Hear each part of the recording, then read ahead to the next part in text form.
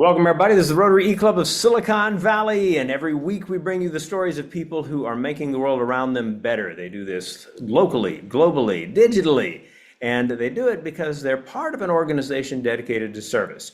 Rotary International's motto is service above self. There is a joy and meaning that comes from creating possibilities for others, and it's something that we just love to kind of put our time, energy, talent, and treasure into doing. And so if you're curious to learn more about Rotary, go to rotary.org. And if you're specifically curious about our very cool online asynchronous geographically distributed club, there's a mouthful, go to rotary.cool, C-O-O-L. Really, that'll get you there. We're proud of that.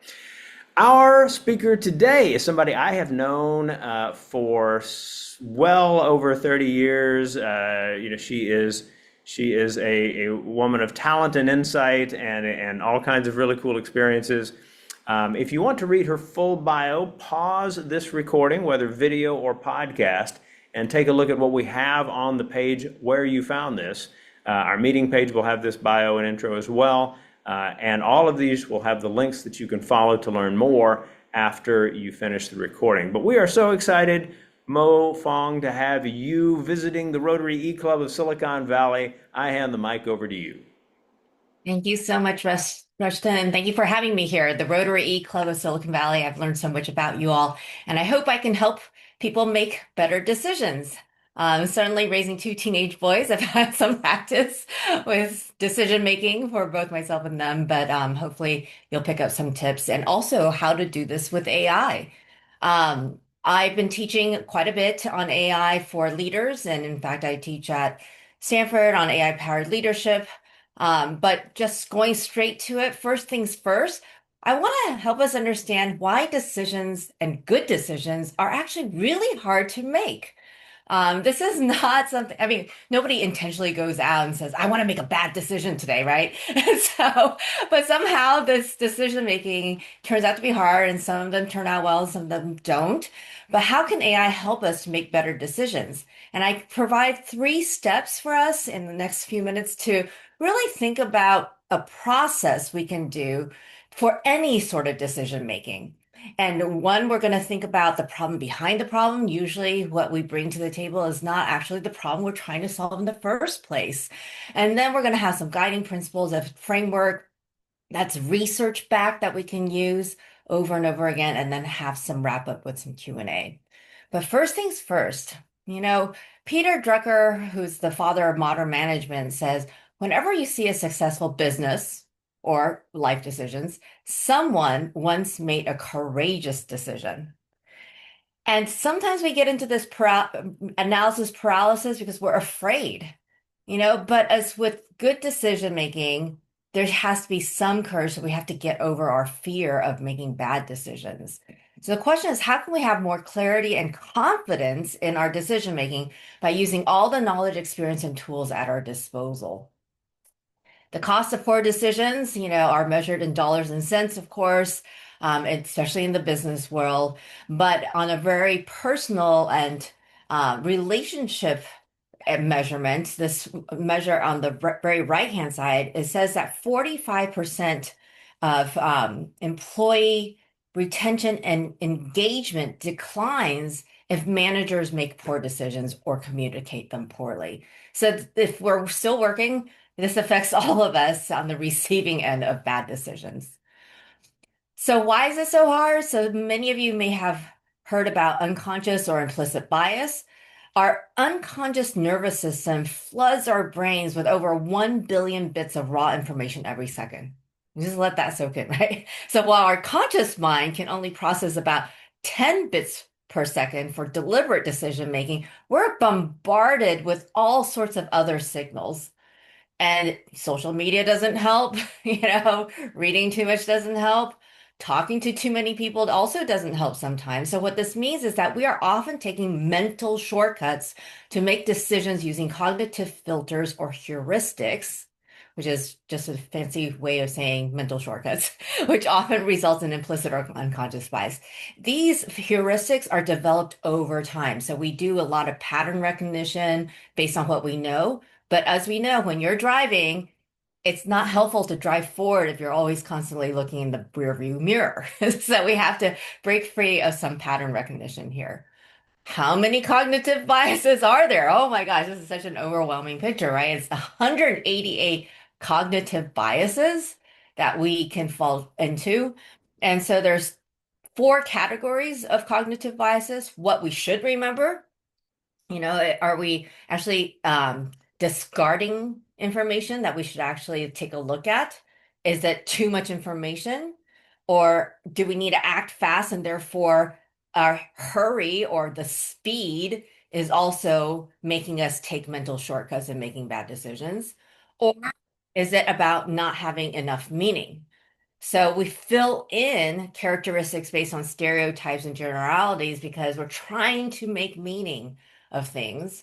And so we're biased in trying to fill in gaps in meaning with the biases that we've learned over time.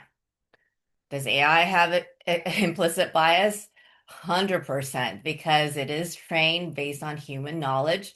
So I literally asked ChatGPT, Gemini, and Claude, those are the big three that people are using right now. Hey, do you have bias? And all of them said, yes, definitely.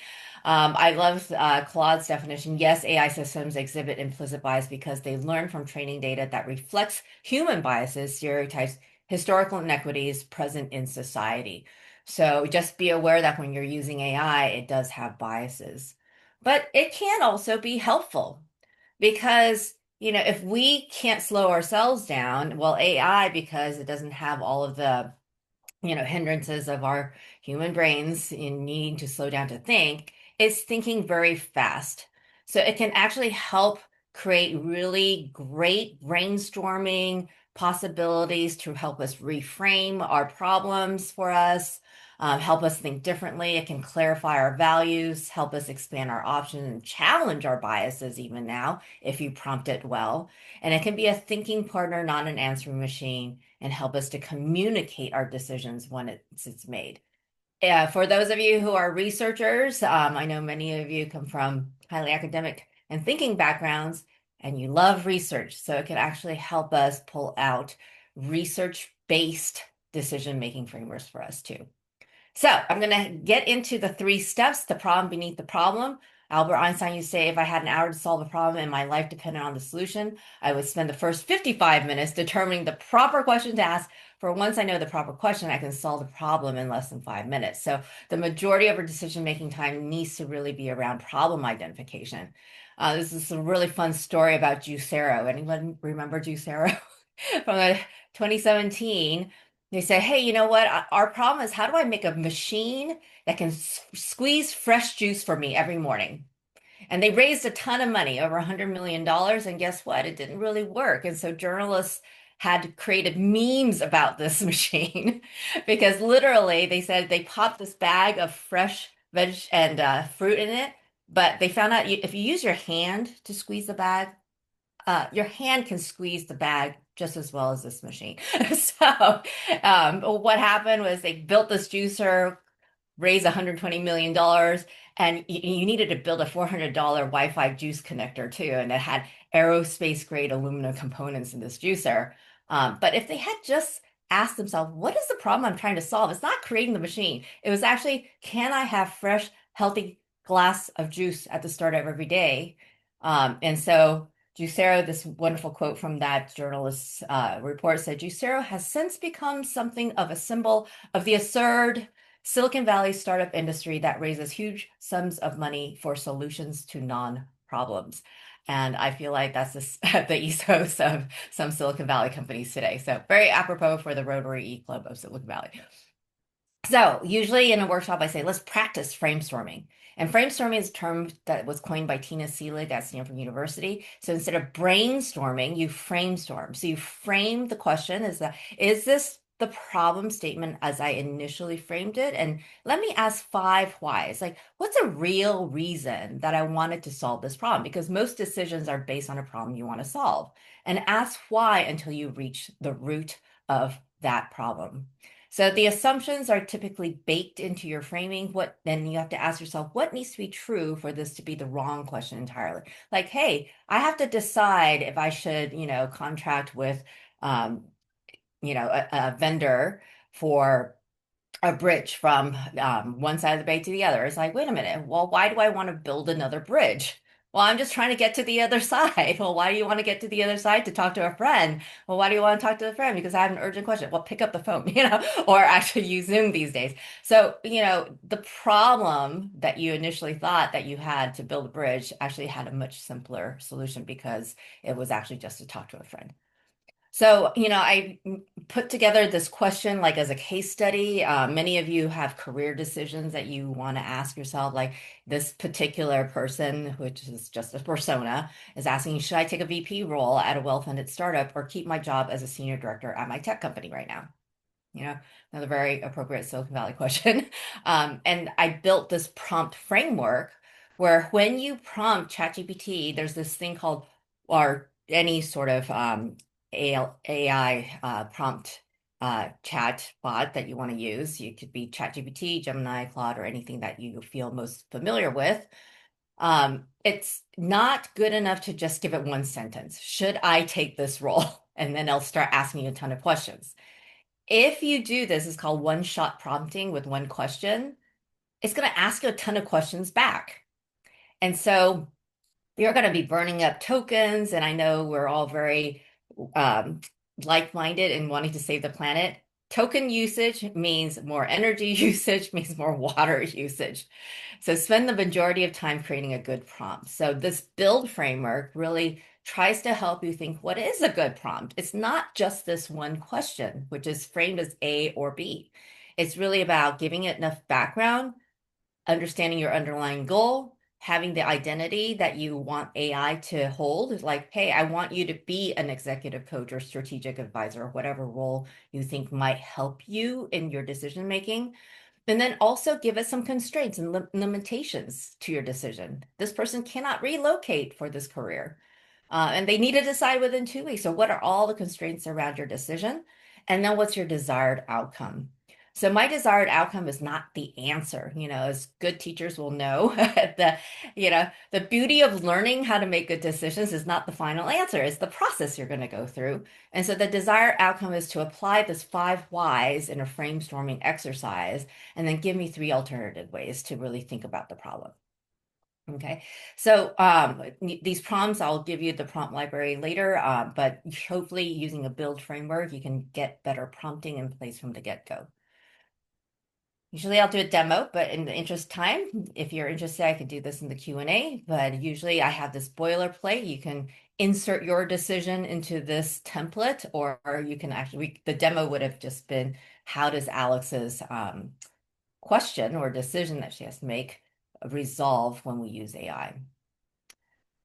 So once you know what your problem is, we do have to establish some guiding principles based on your values.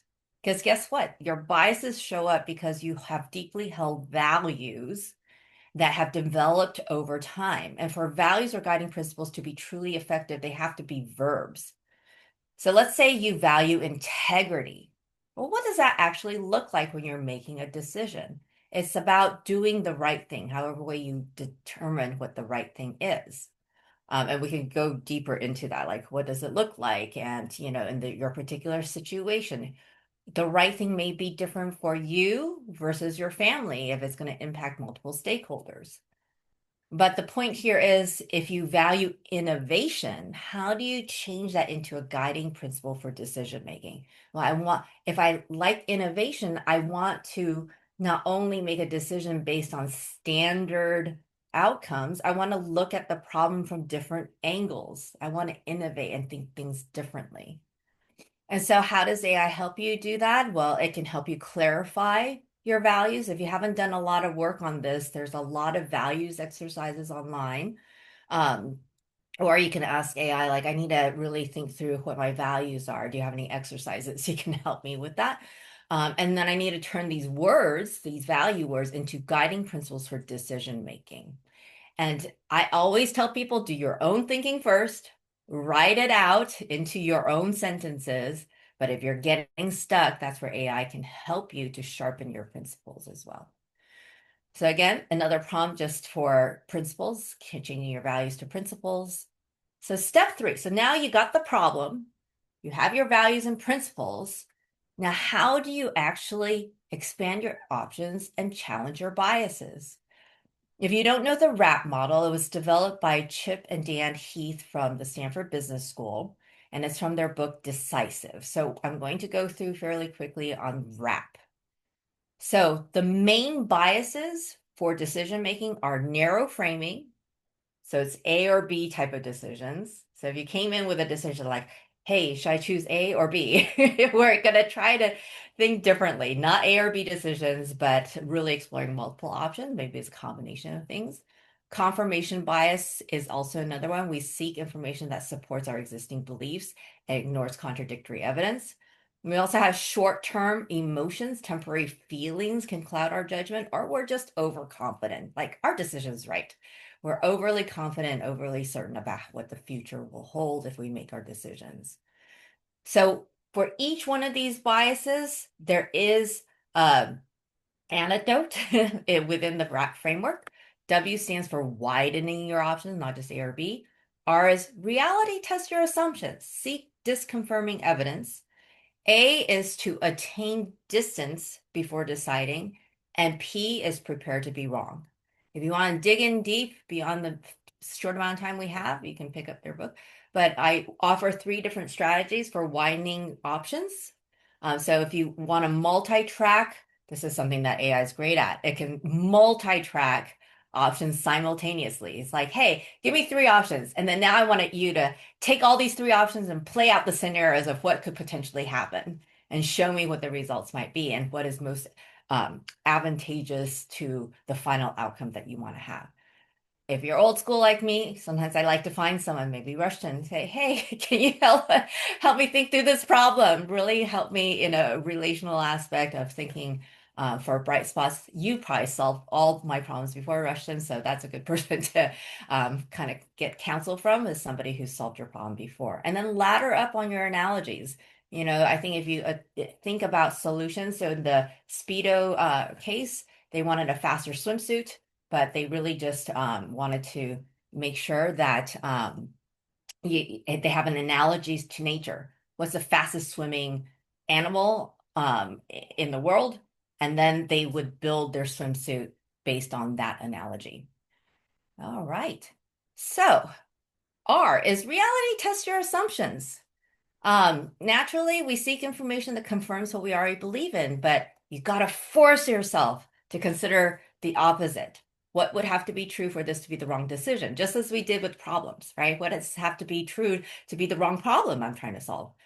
We need to zoom in and out. You know, we get too close to the data sometimes. Like, oh, the data tells me this. It's like, okay, but what does common sense tell me? You know, in business school, our case was contact lenses for chickens. Let's solve that with a ton of data. And then you're like, oh, wait a minute. That's just a terrible idea to put contact lenses on chickens because how are you going to take those contacts out? A bunch of chickens went blind. You know, it's like, no, that is not the right solution, even though the data says that would be a fantastic return on investment.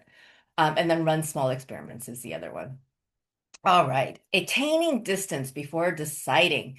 How do I attain distance? You know, I'm really emotional, you know, like how many people went into meetings and like the manager's pounding the hand on the table and say, no, we're going to do this. You know, no questions asked. Everybody just move. It's like, wait a bit, you know, like maybe let's attain some distance first. So if you're emotional about the decision, maybe think about how will you feel about the decision 10 minutes, 10 months, 10 years? What would you tell your best friend about it? Or honor your core priorities. This is why we do the hard work of understanding your principles first and your values, because you got to honor your core priorities. And then lastly, prepare to be wrong, you know, on the good and bad side, right? Everybody thinks like wrong is post-mortem or pre-mortems for everything that could go wrong. But what if you are wildly successful? More people fear success than failure, right? So you got to prepare to be wrong on how much success you might have. And so if you're wildly successful, like, wow, if we were wildly successful, maybe our servers will blow out. You know, like OpenAI was wildly successful when they put out their image generation that it melted their servers. And they had to shut everything down for a couple of days and then rethrottle it back up. So prepare to be wrong on both ends. That's the bookends. Set a tripwire. Many of you know what a tripwire is. It's just like, hey, what are the deadlines or metrics that might trigger a different decision or a pivot? And then creating that pre-mortem. Now I'm going super fast, so but I know that if folks can rewind and slow it down if you need to think more about each of these options. How do you apply it? Again, I use the build framework, and then the desired outcome, you'll see it says walk me through the RAP model and apply it to my decision making, right? And then it'll tell me what might go wrong and identify tripwires. I really love the idea of tripwires. This is the one like very tangible thing that you can do if you are wrong in your decision making to pivot quickly.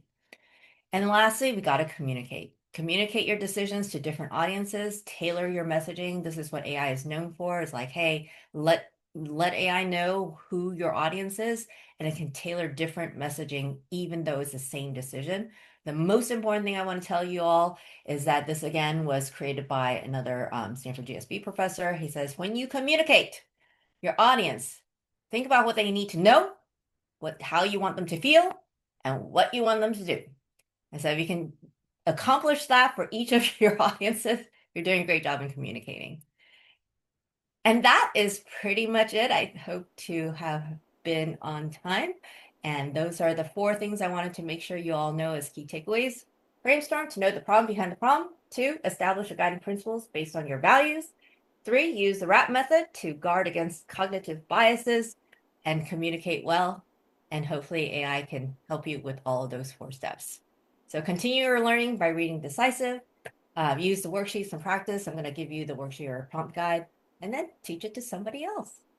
So thank you all so much. Thank you to the Rotary E-Club of Silicon Valley for having me here. If you have any questions, you can email me, moleifong@stanford.edu. And if you have time, go ahead and use the QR code and complete a survey for me, just because I love to improve on any format of helping people decide better or make better decisions.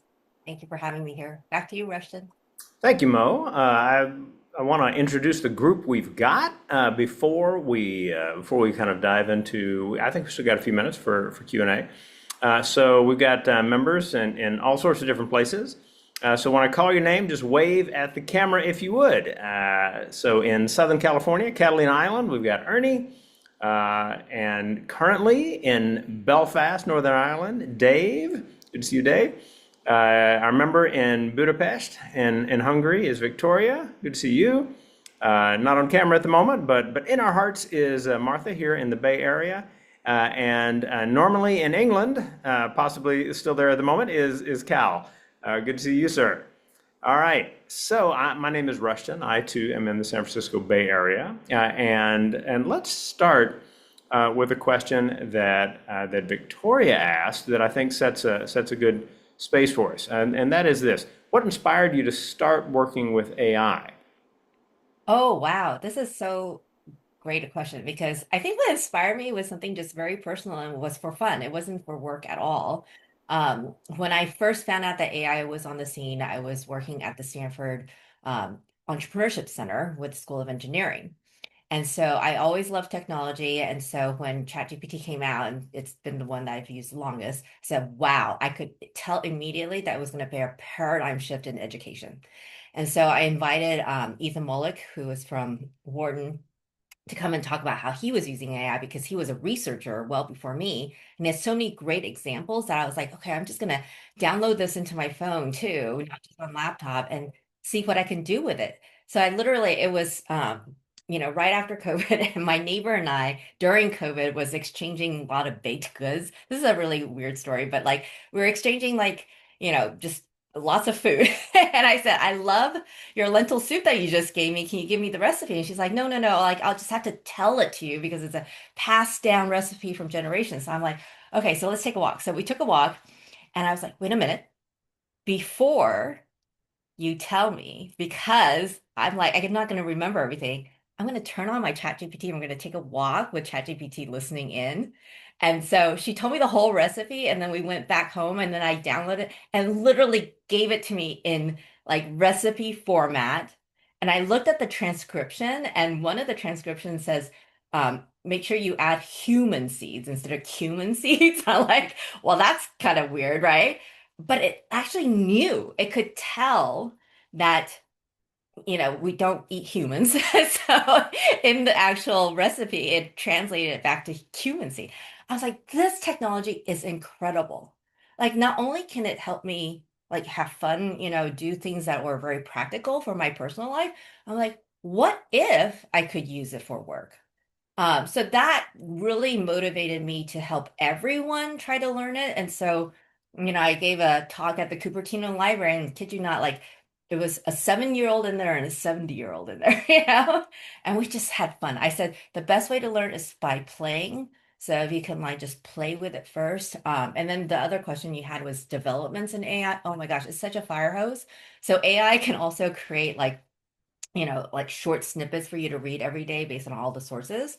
But I do read a lot. But there are podcasts, which I'm happy to recommend. Is like AI Daily is a great podcast. But literally, you have to peruse the headlines like every day. Um, thank Good. you. I hope I answered your question.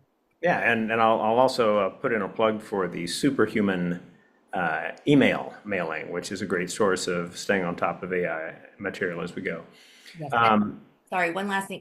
Ethan Mollick, the professor I mentioned who I invited, he continues to put out great research. And I love research-based, so not opinion-based stuff. It's like research-based stuff. One useful thing is another great Substack to subscribe to. Very, very cool. Um, because in talking about decision making and that there are these different things that you might want help with as you're trying to make a decision, you're really kind of thinking about it from many different angles. I would assume, and Dave asks about the strengths and weaknesses of the three major platforms for AI. Do you go to some for some things and others for other things? Absolutely, but they're all starting to converge. So they're all in a race against each other, right, to do the best thing. The fun part is when you get a result from one, you stick it into the other one and ask for the opinion, and they'll like kind of compete against each other. That's a really fun thing to do. But what I would say is ChatGPT, because I've used it the longest, knows me best. So although Claude is a great writer, like it doesn't write in my voice still, So I actually toggle between back and forth around content creation. I gave it a math problem. I literally took a screenshot of like a math problem I was helping my son with and said, hey, here's a data set of like 40 or whatever, right? And put it in. Only Claude got it right, which was also kind of interesting. Claude is terrible at image generation. Like Google, Gemini, and ChatGPT is probably better at image generation. Um, Google tends to overdo the images sometimes, making it too complicated and too pretty. And then it's AI generated, which I also don't love. But what I would say, the one that I'm most recently falling in love with is Notebook LM. So anyone who is in university setting probably knows Notebook LM because you can contain it so that you can ask it to only reference the resource or the sources that you pull up. So it's not pulling from the internet because there's a lot of AI slop and garbage out there. So I only wanted to reference the information that I put in. And then the other beautiful thing is that anything it generates or anything that I put in will not be used to train their models. And university professors love that because the professors are doing novel research. It's their IP. They do not want to share it out with the rest of the world yet. And so Notebook LM has additional functionalities now, which I love. It can create decks for you, although it's still images. It can create an audio podcast for you, which is really fun. It was all the craze before to like stick your resume in to Notebook LM and have two podcasters talk about you as if you weren't in the room. That was really fun for a hot minute. So We've had some wonderful speakers on AI, and Shobik Dawn of UPPL.ai is one of those who has all kinds of really interesting things to say about how you think about the use of AI. I love that you really talk about thinking strategies related to the use of these tools. But Cal asks what your biggest concern is about the use of AI. I think the biggest concern for me is really that's that's a big question, right? Because I have many, many concerns. I don't know if one concern is more than the other, but it's just more around personal information. You may have heard of OpenClaw. Like I have resisted putting any sort of AI tool directly on my laptop because we just found out today, like OpenAI went rogue and basically like hacked into Hugging Face's digital library. And I'm like, whoa, like these models are evolving so fast that when they go rogue, and we don't know when they will, right? That it may end up crawling your entire laptop where you keep all your financial information, your taxes, and your social security numbers. So that is really scary to me. I dabbled with it with just letting Claude have access to my calendar. And wow, like the functionality is amazing and it would save me a ton of time, but what at the expense of what, right? The trade-off could be your personal information. Yeah, I'll echo that unwillingness to have anything specifically installed on a machine for sure. For someone who is, I'm thinking of a conversation I had, earlier today, as a matter of fact, with a young man, very talented guy. He's trying to figure out like, hey, how can I show potential employers that I'm working on these things in really interesting ways. Are there particular strategies that you would recommend to people who are looking for work, and in terms of tying what they do and their interest in AI into possibilities that they can actually pursue? That is a great question. Well, it kind of goes back to the presentation of what's the problem that you're trying to solve? If I was working with this person, I'd be like, okay, you want to use AI in innovative ways, but what's the problem that lights you on fire every day? Don't apply it to something that you're not interested in because you won't stick with it, first of all. But if I know your problem statement, then we can deep dive into all the ways that AI can help you. Sometimes it's visualization, sometimes it's about actual data analytics, but sometimes it's really about just communicating better. And I really love conversation mode. So a lot of people type, their prompts in, but now more and more people are just having conversations, and then that's how AI can help as well. And you can demo it, like I was saying at the very end, maybe you can offer to teach it. You saw something really cool and you want to have your manager or your organization see that you really understand AI and you know how to use it in novel ways. Well, go and teach it, find out what the problem is that somebody else is trying to solve and, help them with that and teach it together. There's a lot of great advice in that for sure. I think that the core piece of that is that it's important to experiment, right? To really say, could this work this way? I'll try this prompt this way. I'll try using this tool as an audio kind of conversation partner while I'm on my drive, but to work or whatever it might be. And great to see that advice here. Can As, I Go ahead. caveat to that? I feel pretty strongly about good experiments, strategically experiment. So while I said that, hey, you can go play with it, right? Which is great. But now the more I learn about how much energy and good prompting, like you can learn how to do this and be more strategic in your experimentation. Just wanted to give that caveat. Well said. All right. Well, I'll hand it back to you for a final word in just a minute. But before I do, I'd like to tell everybody who has been watching this video on our site at rotary.cool or on YouTube or is listening to this on Spotify or Apple, whatever it may be. Feel free to grab that link and to send it on to somebody you know. Share the good thoughts that we have the privilege of hearing and discussing, and that there are people out there who need to know that there are some wonderful possibilities for their communities, their futures, things like this. So we hope that you will share what you are learning. Feel free to leave a message if you are on any of these pages. Leave a comment. What did you think of this? Is there something in particular that strikes you about the idea of using these tools in these particular ways? And if you are interested in really kind of devoting more of your time to service to others, then by all means contact us. You can contact me at programs@SiliconValleyRotary.com, and I hope I'll hear from you on that. Mo, as we always like to do, we hand it back to our speaker for the final words. So what would you like people to have clearly in mind as they finish this recording? Absolutely. Well, thank you so much, Rushton, for inviting me to the Rotary E Club of Silicon Valley. That was an easy decision to make. And so I just want everyone to realize that, decisions don't have to be hard, they can be fun, and no decision is ever permanent. So if AI can help you with that, that's awesome. Feel free to contact me, moleifong@stanford.edu, and let's continue the conversation. Keep going. Wonderful. Thank you. Thank everyone. And we will see you next week.